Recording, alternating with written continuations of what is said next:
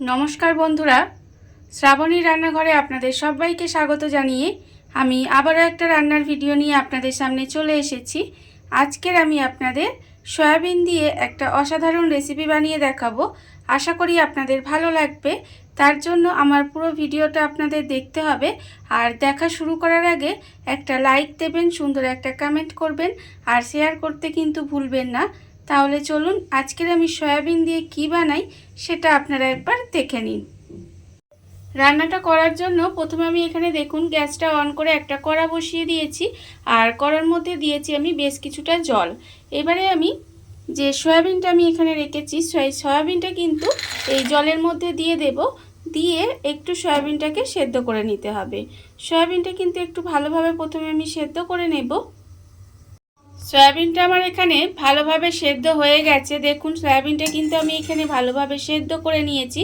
আর সয়াবিনটা কিন্তু একটু ভালোভাবে সেদ্ধ করে নিতে হবে। এইবারে আমি সয়াবিনটাকে এইভাবে জল থেকে তুলে একটু ঠান্ডা করে নেব। জল থেকে তুলে ঠান্ডা করে নিতে হবে। আর এই সয়াবিনের মধ্যে যে এক্সট্রা জলটা আছে সেটা কিন্তু চিপে বার করে দিতে হবে। দেখুন আমি কিন্তু সয়াবিনগুলো প্রথমে তুলে ঠান্ডা করে নেব, তারপরে কিন্তু জলটা চিপে বের করে নেব।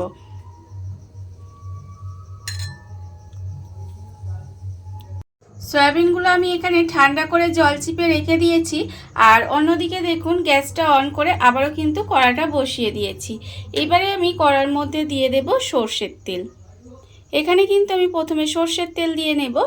আর এই রান্নাটার ক্ষেত্রে আমি সর্ষের তেল ব্যবহার করেছি। আপনারাও চাইবেন সর্ষের তেল ব্যবহার করার, কারণ এই রান্নাটা সর্ষের তেলেই কিন্তু খেতে বেশি ভালো লাগবে। দেখুন আমি এখানে তেলটা প্রথমে একটু গরম করে নেব। তেলটা আমার এখানে ভালোভাবে গরম হয়ে গেছে। এইবারে আমি তেলের মধ্যে দিয়ে দেব দেখুন পেঁয়াজ কুচি। এখানে আমি একটা মাঝারি সাইজের পেঁয়াজ কুচি করে রেখেছি মানে সরু সরু করে কেটে রেখেছি। সেই পেঁয়াজটা আমি এর মধ্যে দিয়ে দিলাম। দিয়ে এবার পেঁয়াজটাকে একটু এইভাবে হালকা করে ভেজে নেব। খুব বেশি কিন্তু ভাজার দরকার নেই, পেঁয়াজটাকে এইভাবে একটু ভেজে নিতে হবে। তারপরে কিন্তু আমি এর মধ্যে দিয়ে দেব দেখুন জাস্ট এইভাবে একটু পেঁয়াজটা ভেজে নিলাম। এবারে আমি এর মধ্যে দিয়ে দেব রসুন।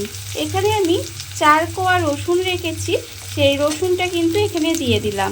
4 কোয়া রসুন বলতে গেলে এখানে কিন্তু রসুনের কোয়াগুলো একটু বড় বড় আছে, তাই এখানে আমি 4 কোয়া রসুন দিলাম।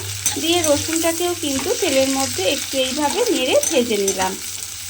এবারে আমি এর মধ্যে দিয়ে দেব দেখুন একটা শুকনো লঙ্কা, আর আমি দেব একটা কাঁচা লঙ্কা। ঝাল কতটা খাবেন সেটা বুঝে কিন্তু শুকনো লঙ্কা বা কাঁচা লঙ্কাটা ব্যবহার করবেন। তবে এই রান্নাটায় কিন্তু একটু ঝালঝালি খেতে ভালো লাগে। দেখুন লঙ্কাগুলো দিয়েও কিন্তু আমি এইভাবে একটু তেলের মধ্যে নেড়ে নিলাম। এবারে আমি এর মধ্যে দিয়ে দেব সয়াবিন।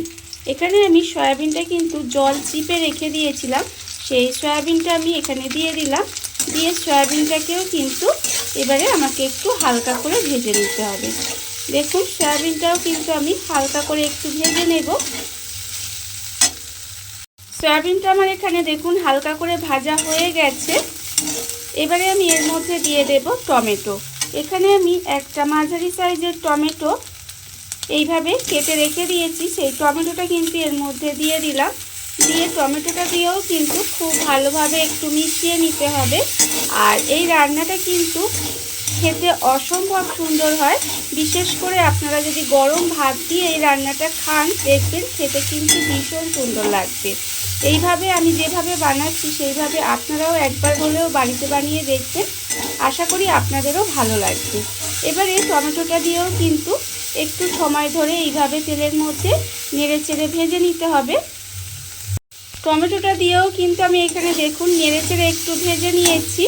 এইবারে আমি এর মধ্যে দিয়ে দেব আন্দাজ মতো নুন, আর আমি রেখেছি এখানে হাফ চামচ হলুদের গুঁড়ো আর হাফ চামচ কাশ্মীরি লঙ্কার গুঁড়ো। এই সমস্ত কিছু কিন্তু আমি এর মধ্যে দিয়ে দিলাম। দিয়ে আবারও কিন্তু খুব ভালোভাবে এটাকে এইভাবে মিশিয়ে নিতে হবে। দেখুন এইভাবে কিন্তু এটাকে খুব ভালোভাবে মিশিয়ে একটু রান্না করে নেব। সমস্ত কিছু ভালোভাবে মিশিয়ে এইভাবে একটু রান্না করে নিয়েছি। এইবারে আমি এটাকে আলাদা করে ঢেলে নেব, ঢেলে একটু ঠান্ডা করে নেব। সমস্ত কিছু দেখুন আমি এখানে ঢেলে একটু ঠান্ডা করে নিয়েছি। আর আমি কিন্তু এবারে একটা মিক্সিং জার নিয়ে নিয়েছি। মিক্সিং জারের মধ্যে আমি এটা দিয়ে দেব। মিক্সিং জারের মধ্যে এটা দিয়ে আমাকে কিন্তু এটা ভালোভাবে পেস্ট করে নিতে হবে। দেখুন এটা কিন্তু আমি ঢেলে ভালোভাবে পেস্ট করে নেব।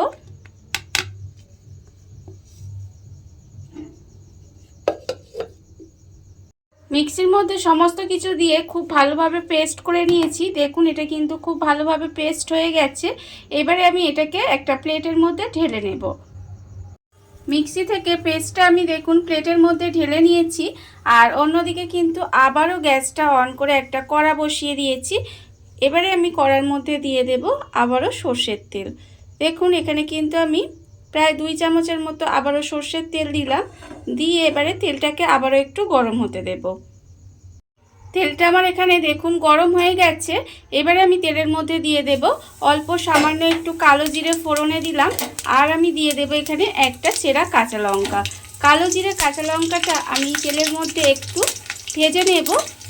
ফোড়নটা আমাকে কিন্তু একটু ভেজে নিতে হবে। ফোড়নটা আমার এখানে ভাজা হয়ে গেছে। এইবারে আমি এর মধ্যে দিয়ে দেব যে পেস্টটা আমি এখানে রেডি করে রেখেছিলাম, সেই পেস্টটা কিন্তু আমি তেলের মধ্যে দিয়ে দিলাম। পেস্টটা আমি এখানে তেলের মধ্যে দিয়ে দিলাম। দিয়ে এবারে খুব ভালোভাবে এটাকে একটু মিশিয়ে নিতে হবে। দেখুন এটাকে কিন্তু এইভাবে আমি তেলের মধ্যে নেড়ে চেড়ে মিশিয়ে নেব। আর এই সময় কিন্তু আমি এর ওপরে দিয়ে দেব একটু কাঁচা পেঁয়াজ। দেখুন কাঁচা পেঁয়াজ আমি একদম কুচি কুচি করে রেখেছি, সেই কাঁচা পেঁয়াজটা কিন্তু আমি এখানে দিয়ে দিলাম। এখানে আমার একটা ছোট সাইজের কাঁচা পেঁয়াজ আমি একদম ছোট ছোট করে কুচি করে রেখেছি, সেই কাঁচা পেঁয়াজটা আমি এর মধ্যে দিলাম। দিয়ে আবারও কিন্তু খুব ভালোভাবে এইভাবে একটু মিশিয়ে নিতে হবে। দেখুন এইভাবে কিন্তু খুব ভালোভাবে একটু এইভাবে রান্না করে নেব। খুব বেশি সময় ধরে রান্না করার দরকার নেই, এই ধরুন 5 মিনিট মতো এইভাবে একটু রান্না করে নিলেই হবে। দেখুন এইভাবে কিন্তু একটু নেড়ে চেড়ে রান্না করে নিতে হবে। যখন দেখবেন যে কড়া থেকে উঠে আসছে তখন বুঝবেন যে রান্নাটা কিন্তু রেডি হয়ে গেছে। দেখুন এইভাবে কিন্তু আমি রান্নাটা করে নেব। সয়াবিনের পেস্টটা দিয়ে দেখুন আমি কিন্তু এইভাবে নেড়ে চেড়ে একটু রান্না করে নিয়েছি। আর এটা রান্না করার সময় কিন্তু গ্যাসটা লোতে দিয়ে রাখবেন। লোতে দিয়ে রেখে এইভাবে কিন্তু রান্নাটা করে নিতে হবে। দেখুন এবারে কিন্তু আমার উঠে আসছে কড়া থেকে। যখন দেখবেন কড়া থেকে এইভাবে ঠিক উঠে আসছে তখন বুঝবেন কিন্তু রান্নাটা আমার এখানে রেডি হয়ে গেছে। আর আমি এটা আজকের কি বানাচ্ছি বলুন তো? আজকের আমি এটা বানাচ্ছি সয়াবিনের ভর্তা। এইভাবে আপনারাও একদিন সয়াবিনের ভর্তাটা বানিয়ে দেখবেন। গরম ভাতের সঙ্গে সত্যি বলছি আর কিছুই লাগবে না। দেখুন ভর্তাটা কিন্তু আমার এখানে রেডি হয়ে গেছে। এইবারে আমি নামানোর আগে এর মধ্যে দিয়ে দেব অল্প একটু কাঁচা সর্ষের তেল। ভর্তা মানে একটু কাঁচা সর্ষের তেল দিতে হবে, না হলে ঠিক খেতে ভালো লাগবে না। তাই আমি নামানোর আগে একদম অল্প সামান্য একটু কাঁচা তেল দিলাম। দিয়ে আবারও কিন্তু এটা খুব ভালোভাবে মিশিয়ে নেব। মিশিয়ে নিলেই কিন্তু আমার এখানে রান্নাটা রেডি হয়ে যাবে। দেখুন আমার কিন্তু রান্না রেডি হয়ে গেছে। দেখুন বন্ধুরা, বাড়িতে থাকা কত অল্প উপকরণে কত অল্প সময় কত সুন্দর একটা সয়াবিনের রেসিপি বা সয়াবিনের ভর্তা যাই বলেন না কেন তৈরি হয়ে গেছে, আপনারা দেখতেই পেলেন। আর গরম ভাতের সঙ্গে এটা কিন্তু খেতে অসম্ভব সুন্দর লাগে। এইভাবে আপনারাও একবার হলেও বাড়িতে বানিয়ে দেখতে পারেন। আর এই ভিডিওটা যদি আপনাদের ভালো লেগে থাকে, আপনারা যদি ফেসবুক থেকে দেখে থাকেন পেজটি ফলো করে দেওয়ার অনুরোধ রইল। আর যদি ইউটিউব থেকে দেখে থাকেন চ্যানেলটি সাবস্ক্রাইব করে নেওয়ার অনুরোধ রইল। তাহলে চলুন ভিডিওটা আমি এখানেই শেষ করছি। আপনারা সবাই ভালো থাকবেন, সুস্থ থাকবেন। আবারও হাজির হব নতুন কোনো রান্না নিয়ে।